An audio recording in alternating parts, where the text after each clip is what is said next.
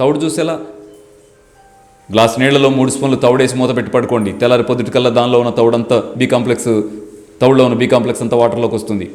వడకెట్టి పిప్పి తీసేయండి, దానిలో తేనె నిమ్మరసం యాడ్ చేసి తాగేయండి. ప్రతి జ్యూస్లో తేనె నిమ్మరసం యాడ్ చేయండి. షుగర్ వాళ్ళైతే 1 స్పూన్ వేసుకోండి, మిగతా వాళ్ళైతే 2-3 స్పూన్లు మీ టేస్ట్కి తగ్గట్టుగా వేసుకోండి. నిమ్మకాయలో సగం చెక్క కలుపుకోండి. నెక్స్ట్ టిఫిన్ చేయాలి. టిఫిన్ ఏం చేస్తారు? ఏ టిఫిన్ చేస్తే మంచిది?